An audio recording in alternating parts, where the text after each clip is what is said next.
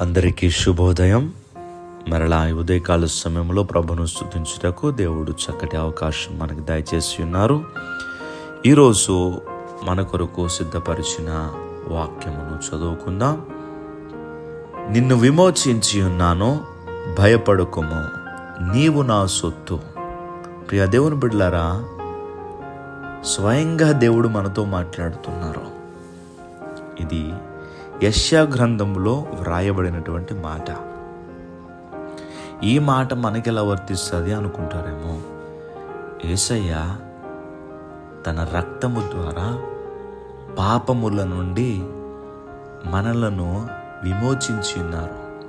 విమోచించటం అంటే విడిపించటము అని. భూమి ఆకాశములను సృజించినటువంటి సృష్టికర్త అయిన దేవుడు స్వయంగా మనతో ఈ వాక్యము ద్వారా మాట్లాడుతున్నారు. లోకము నుండి, పాపము నుండి, మన బలహీనతల నుంచి విడిపించటానికి యేసయ్య ఈ లోకానికి వచ్చారు. ఈ మాట ఇశ్రాయేలు ప్రజల కోసము మాట్లాడిన మాట అయినప్పటికీ ఈ మాట దేవుని యొక్క వాక్యము ద్వారా ఈ ఉదయకాల సమయంలో మనతో మాట్లాడుతూ ఇశ్రాయేలు ప్రజలను ఎలాగైతే దేవుడు విమోచించి ఉన్నారో, యేసుక్రీస్తు ప్రభుల వారు కూడా మనల్ని అలా విమోచించారు. భయపడకుము, దేవుడే మనల్ని ప్రేమించి పాపము నుంచి విడిపించినప్పుడు మనం దేనికి భయపడాలి? నువ్వెవరో తెలుసా? నా సొత్తు. ఇంగ్లీష్లో మంచి మాట ఉంటుందండి, మైన్ అనే మాట ఉంటుంది. యు ఆర్ మైన్ అంటే నీవు నా సొత్తు, నీవు నాకు సొంతం, నీవు నా బిడ్డవు. నువ్వు ఎవరు బిడ్డవో కాదు, నీవు నా బిడ్డవు. ఎంత మంచి మాట అంటున్నారా? జీవము కలిగిన దేవుడు, సర్వసృష్టికర్త అయిన దేవుడు నువ్వు నా బిడ్డవు అని మాట్లాడుతున్నారు. అంటే దేవుని ప్రేమ ఎంత గొప్పదో కదా. ఈరోజు ఈ మాటలు వింటున్నటువంటి మనం అందరం ఎవరు సొత్తు అండి? దేవుని సొత్తు. దేవునికి మనం సొంతం.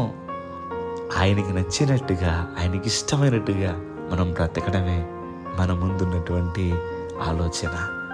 ఉదయకాల సమయంలో ఒకవేళ నువ్వు భయపడుతున్నావేమో, ప్రభు నిన్ను క్షమించి విడిపించి ఉన్నారు కనుక దేవునికి నమ్మకంగా ఉండు. దేవుడి మాటలు దీవించి ఆశీర్వదించునుగాక. చిన్న ప్రార్థన చేసుకుందాం. ఆశ్చర్యకరుడా, మీకు వందనములు. ఈ ఉదయకాల సమయంలో మీ యొక్క వాక్యం ద్వారా మాతో మాట్లాడారు తండ్రి. ఈరోజు నీ బిడ్డలు వారి దినచర్య ప్రారంభిస్తూ ఉంటుండగా నీ బిడ్డల పనులకు తోడుగా ఉండి వారి అవసరాలన్నీ తీర్చి నీవు నా సొత్తు అని చెప్పారయ్యా. ఇంతకంటే మాకేం కావాలయ్యా? మీరు మమ్మల్ని ప్రేమించి మీ సొత్తుగా మమ్మల్ని చేసుకున్నారు. మాలో ఏమున్నదని నాయన? మా చూపులు చెడ్డవి, మా ఆలోచనలు చెడ్డవి, మా తలంపులు చెడ్డవి. మమ్మల్ని ప్రేమించడానికి ఏమాత్రము కూడా పాత్రులము కాదయ్యా.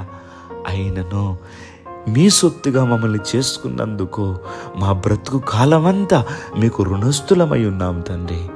ఉదయకాల సమయంలో నీ బిడ్డలు మీరు జ్ఞాపకం చేసుకొని ఈ రోజంతా నీ బిడ్డలు సంతోషంగా ఉండులాగా మీ సన్నిధి తోడు నీ బిడ్డలకి దయచేయమని యేసుక్రీస్తు వారి యొక్క నామం పేరట అడిగి వేడుకుంటూ ఉన్నాం మా పరమ తండ్రి. ఆమేన్, ఆమేన్, ఆమేన్.